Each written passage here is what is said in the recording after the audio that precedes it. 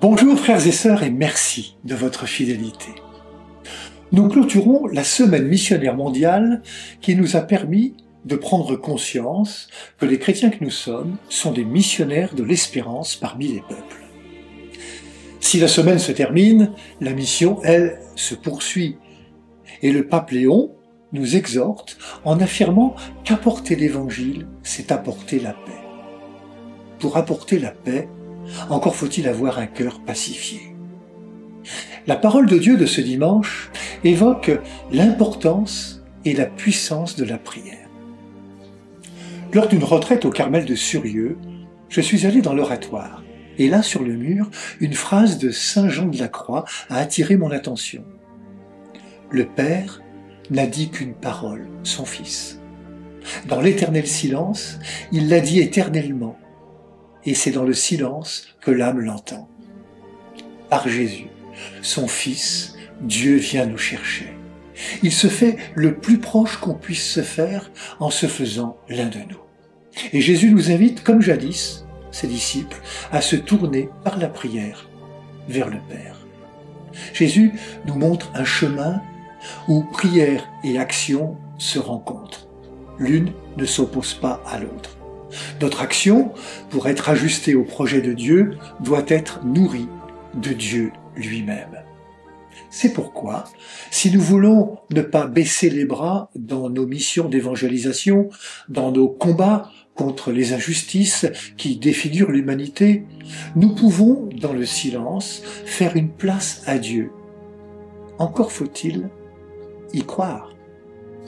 La persévérance de la veuve et celle de Moïse avec l'aide d'Aaron et Our est un bel exemple qui nous est donné. C'est Jésus qui disait qu'un peu de foi pouvait faire déplacer des montagnes.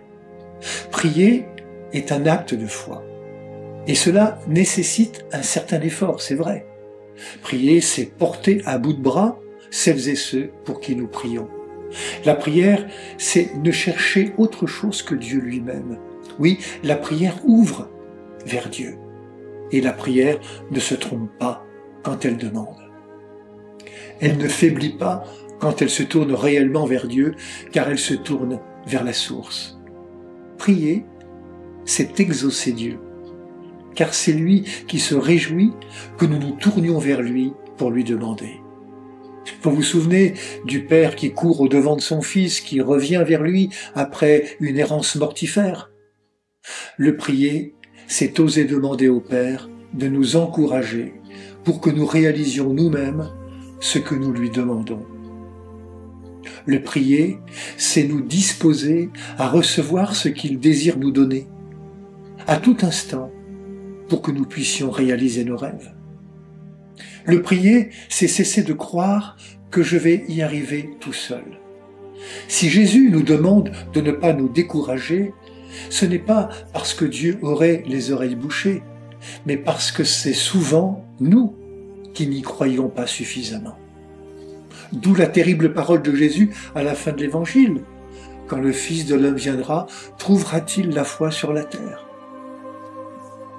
Ainsi, lisons la parabole comme une invitation à y croire, à avoir la foi, à penser que nos rêves sont réalisables et que la foi me fait dépasser mes peurs et mes limites.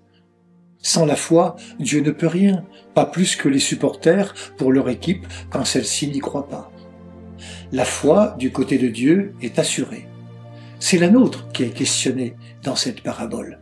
C'est la foi de la veuve qui est mise en valeur ici comme celle de la Cananéenne qui réclame des miettes sans se décourager face au souhait de Jésus de ne réserver le salut qu'aux seules brebis d'Israël. « Femme, ta foi est grande, lui dit Jésus. Mais que dirait-il de ma foi à moi? Est-ce que je crois en moi, en mes rêves, en la vie plus forte que tout, en l'aide divine qui me veut vivant et heureux?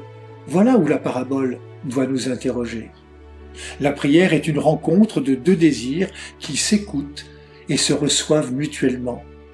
Ces deux désirs peuvent aussi se nommer la foi, foi de Dieu en nous et foi de nous en Dieu. Et comme il n'est pas magicien, il nous donne l'Esprit Saint. Voilà ce que Dieu nous donne quand nous le prions avec foi. Il nous donne sa force, sa vie, son intuition, son amour, son audace, pour que nous puissions réaliser ce que nous lui demandons, pour que nous puissions vaincre nos adversaires intérieurs en laissant l'esprit d'audace l'emporter en nous, nous donner d'oser y croire, car, comme Moïse sur la montagne, il nous porte à bout de bras et croit en nous, parfois plus que nous-mêmes. Oui, je crois en Dieu qui croit en l'homme. Bon dimanche à toutes et à tous. Prenez bien soin de vous et des autres.